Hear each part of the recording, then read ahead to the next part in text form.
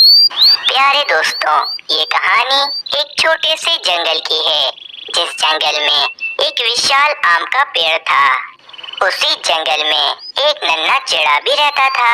वह नन्हा चिड़ा उस आम के पेड़ का बहुत ही ज्यादा अच्छा दोस्त था। नन्हा चिड़ा और आम का पेड़ आपस में खूब खेलते और खूब बातें करते। उन दोनों की दोस्ती तो बहुत ही पक्की थी। आम का पेड़ भी बहुत ज्यादा खुश था, क्योंकि आम के पेड़ की बोरियत मिटाने के लिए उसका एक नन्हा दोस्त जो था। उस नन्हे चिड़े को जब भी भूख लगती तो वे नन्हा चिड़ा उस आम के पेड़ के मीठे मीठे आम खा लेता और उस आम के पेड़ पर ही आराम से सो जाता था। नन्हे चिड़े, तुम कितने अच्छे हो, तुम मेरा कितना ख्याल रखते हो, तुम मेरे पक्के वाले दोस्त हो। और नन्हे चिड़े, तुम्हें जब भी भूख लगती है तुम मेरे मीठे मीठे आम खाते हो, और हाँ, तुम मेरे साथ खेलते भी हो, बातें भी करते हो। ये सब कुछ मुझे बहुत अच्छा लगता है। अंकल पेड़, मुझे भी ये सब कुछ बहुत अच्छा लगता है, और मुझे भी आपके साथ खेलने में बहुत ज्यादा मजा आता है, और आप मेरे बहुत पक्के वाले दोस्त हो।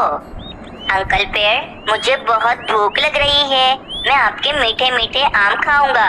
क्यों नहीं मेरे दोस्त, तुम मेरे पक्के वाले दोस्त हो, तो मैं तुम्हें अपने मीठे मीठे आम खाने को कभी मना कर सकता हूँ क्या?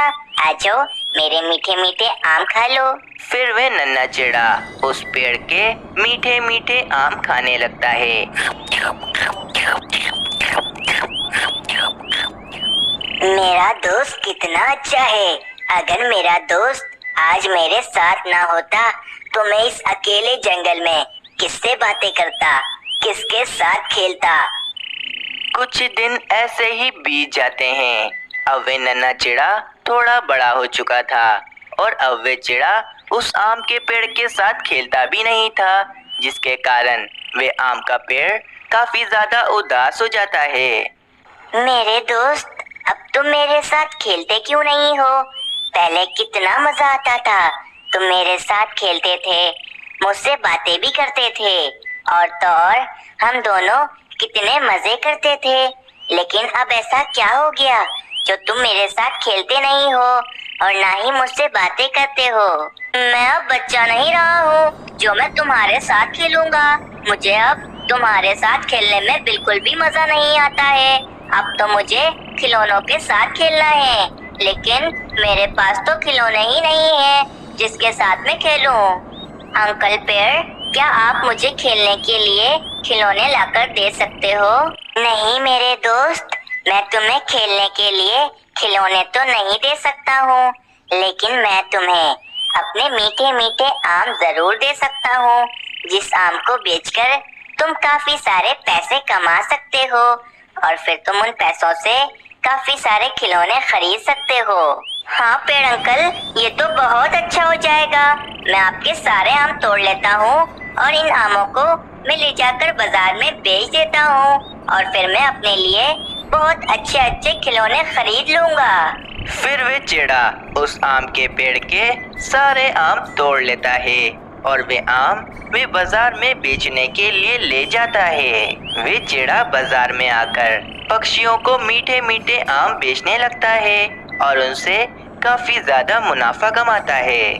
कुछ दिन बीत जाते हैं। आम ले जाने के बाद तो वे चिड़ा अब आम के पेड़ के पास काफी दिनों से आया ही नहीं था। वे आम का पेड़ भी काफी ज्यादा उदास होता है। मेरा दोस्त चिड़ा मुझसे मिलने के लिए इतने दिनों से नहीं आया है। मुझे उसकी कितनी याद आती है, लेकिन ना जाने वे कहाँ चला गया है। वे पेड़ ऐसे अपने दोस्त को याद कर रहा होता है कि वे चिड़ा उस आम के पेड़ के पास आता है। मेरे दोस्त, तुम आ गए मुझसे मिलने के लिए। मुझे तुम्हारी कितनी याद आती थी। तुम कहाँ चले गए थे? पेड़ अंकल, मुझे भी आपकी बहुत याद आती थी, लेकिन अब मैं बड़ा हो चुका हूँ। अब मैं आपके साथ नहीं खेल सकता हूँ और आपके साथ बातें भी नहीं कर सकता हूँ। अब मेरी शादी हो गई है, मुझे अपने परिवार का ध्यान रखना होता है। इसीलिए पेड़ अंकल, मैं आपसे कुछ मांगने के लिए आया हूँ, क्या आप मुझे दोगे? मेरे दोस्त, तुम हुक्म करो, तुम्हें क्या चाहिए, मैं तुम्हें जरूर दूंगा। पेड़ अंकल, मुझे अपने परिवार के लिए एक लकड़ियों का घर बनाना है, लेकिन मेरे पास लकड़ियाँ तो है ही नहीं, इसीलिए मैं आपसे लकड़ियाँ मांगने के लिए आया हूँ। क्या आप मुझे अपनी लकड़ियाँ दे सकते हो?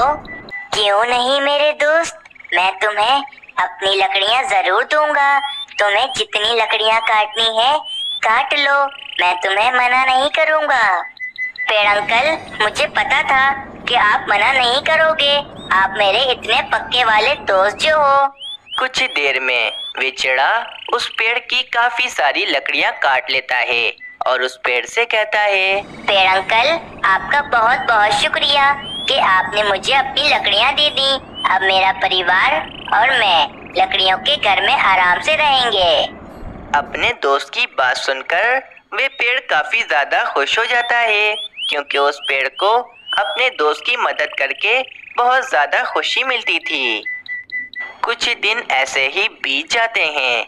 लकड़ियां ले जाने के बाद तो अब वे चिड़ा काफी दिनों से उस पेड़ से मिलने के लिए आया नहीं था। वे पेड़ दोबारा से काफी ज्यादा उदास हो जाता है। वे आम का पेड़ उदास बैठा होता है कि वहाँ पर वे चिड़ा आ जाता है। आम का पेड़ अपने दोस्त को देखकर काफी ज्यादा खुश हो जाता है। मेरे दोस्त तुम आ गए। तुम कहाँ चले गए थे? मुझे तुम्हारी बहुत ज्यादा याद आती है। पेड़ अंकल, मैंने आपको बताया तो था कि मेरी शादी हो गई है, इसीलिए मुझे अपने परिवार का ध्यान रखना होता है। मैं जब भी आपसे मिलने के लिए नहीं आता हूँ, और आज मैं आपसे कुछ मांगने के लिए आया हूँ। क्या आप मुझे दोगे? क्यों नहीं मेरे दोस्त, तुम मुझसे मांगो, मैं तुम्हें जरूर दूंगा। आपने जो मुझे पहले लकड़ियाँ दी थी, उन लकड़ियों से मैंने अपना एक लकड़ियों का घर बना लिया था, लेकिन अब वे घर मेरा लकड़ियों का टूट चुका है और अब मैं चाहता हूँ कि मैं दोबारा से एक लकड़ियों का घर बनाऊं, और बारिशें भी आने ही वाली हैं, इसीलिए मैं आपसे लकड़ियाँ मांगने के लिए आया हूँ। क्या आप मुझे अपनी लकड़ियाँ दे दोगे? क्यों नहीं मेरे दोस्त। पेड़ अंकल, मुझे पता था कि आप मुझे मना नहीं करोगे, जभी तो मैं आपके पास आया हूँ। कुछ देर में वे चिड़ा उस पेड़ को बीच में से आधा काट लेता है और अब वे आम का पेड़ काफी ज्यादा छोटा हो जाता है। लेकिन वे पेड़ अभी भी अपने दोस्त की मदद करके बहुत ज्यादा खुश होता है और वे इसी आस में होता है कि उसका दोस्त उससे मिलने के लिए दोबारा जरूर आएगा। फिर ऐसे ही काफी ज्यादा समय बीत जाता है। अब वे आम का पेड़ काफी ज्यादा बूढ़ा हो जाता है और वे चिड़ा भी काफी ज्यादा बूढ़ा हो जाता है।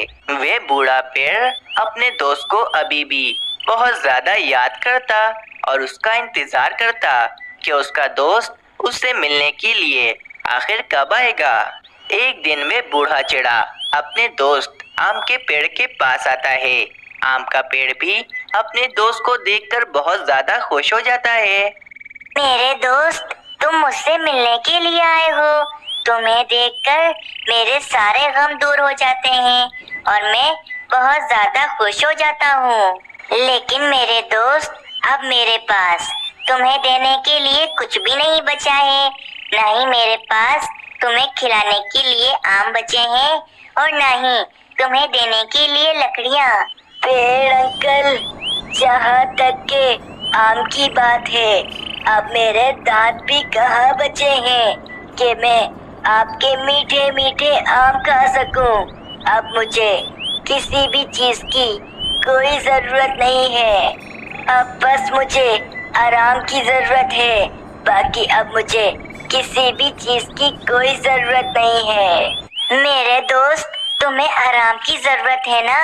आओ, तुम मेरे ऊपर बैठ जाओ और मेरे ऊपर बैठकर आराम करो। फिर वे बूढ़ा चिड़ा उस पेड़ के ऊपर बैठ जाता है और आराम करने लगता है। वे पेड़ अपने दोस्त को अपने ऊपर बैठा हुआ देख बहुत ज्यादा खुश होता है। प्यारे दोस्तों, इस कहानी से हमें ये सीख मिलती है कि एक पेड़ हमें फल, छांव और लकड़ियाँ देते हैं, जबकि हम इंसान इन पेड़ों को क्या देते हैं। हम इंसान इन पेड़ों को बेरहमी से काट डालते हैं, जबकि हम ये भी नहीं सोचते कि ये पेड़ हमें कितना कुछ देते हैं। प्यारे दोस्तों, आप सबसे यही गुजारिश है कि आप सब पेड़ लगा नहीं सकते तो कम से कम पेड़ काटिए भी मत।